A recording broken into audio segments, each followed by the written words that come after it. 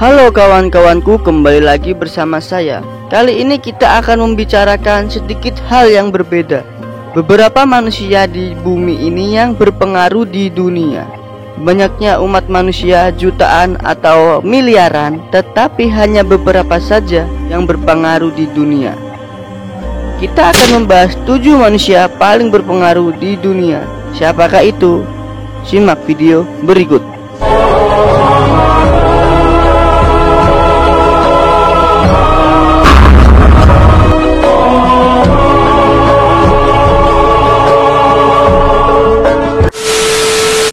Halo kawan-kawanku, balik lagi sama aku Erwin di channel @tiwila. Oke, kali ini kita akan membahas 7 manusia yang paling berpengaruh di dunia. Membahas tentang peradaban manusia nggak ada hentinya bro. Mari kita bahas 7 manusianya, oke? Yang paling berpengaruh di dunia. Cekidot. Yang pertama ada Cai Lun. Cai Lun ialah penemu kertas berkebangsaan Tionghoa yang hidup pada zaman dinasti Han, abad ke-1, abad ke-2 Masehi. Lahir di Guiyang, ia bernama lengkap Cai Jinzhong. Oi kawan, coba bayangkan saja kalau kertas tidak ditemukan. Kita memakai apa untuk menulis, membaca, dan lain-lain? Oke, kedua kita ada Al-Kanjini. Siapa Al-Kanjini itu? Al-Kanjini merupakan ilmuwan yang mencetuskan beragam teori penting. Teori penting itu adalah di dalam sains, seperti metode ilmiah eksperimental dalam mekanik, energi potensial gravitasi, perbedaan daya massa dan berat, serta jarak gravitasi. Teori keseimbangan hidrostatis yang dicetuskannya telah mendorong penciptaan peralatan ilmiah. Oke guys, yang ketiga kita ada Paulus. Paulus diakui sebagai tokoh penting dalam penyebaran dan perumusan ajaran Kekristenan yang bersumberkan dalam pengajaran Yesus Kristus.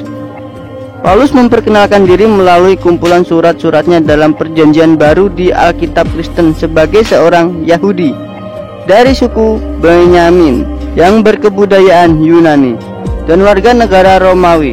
Ia lahir di kota Tarsus, tanah Kilikia, dibesarkan di Yerusalem dan dididik dengan teliti di bawah pimpinan Gamaliel.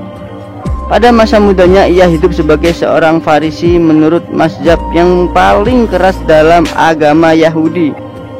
Mulanya ia seorang penganiaya orang, murid-murid Yesus.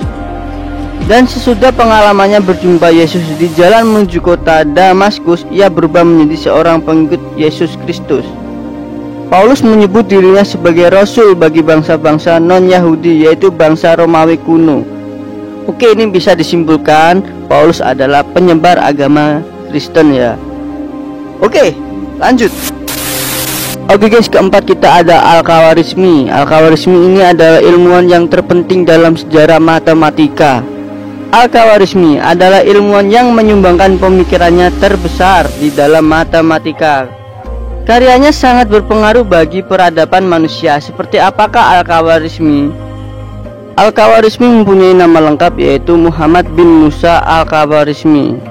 Dia adalah seorang ahli dalam bidang matematika, astronomi, astrologi, dan geografi yang berasal dari Irak.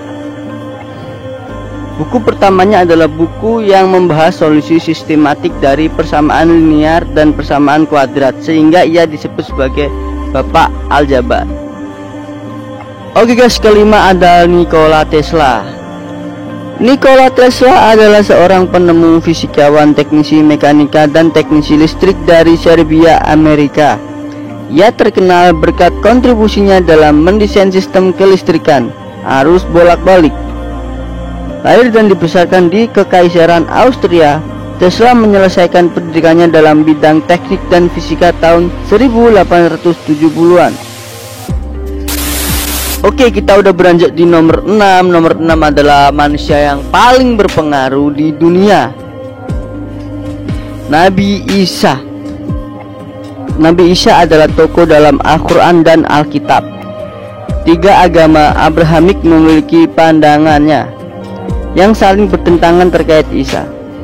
Tradisi Islam meyakini bahwa Isa adalah Nabi dan Rasul Allah terakhir dari kalangan Bani Israel, juga dipandang sebagai salah satu Rasul Ulul Azmi Kita udah beranjak di yang terakhir, nomor 7. Ini sangat penting. Kenapa diletakkan di terakhir? Karena ini benar-benar penting ya. Nomor 7 ialah Rasul Nabi Muhammad Sallallahu Alaihi Wasallam. Cekidot. Muhammad adalah seorang nabi dan rasul terakhir bagi umat muslim. Muhammad memulai penyebaran ajaran Islam untuk seluruh umat manusia dan mewariskan pemerintahan tunggal Islam. Muhammad sama-sama menegakkan ajaran tauhid untuk mengesahkan Allah sebagaimana yang dibawa nabi dan rasul sebelumnya. Lahir pada tahun 570 Masehi di Mekah, ayahnya bernama Abdullah dan ibunya bernama Aminah.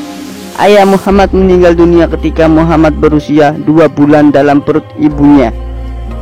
Dan ibunya meninggal dunia ketika Muhammad berusia 6 tahun setelah yatim piatu.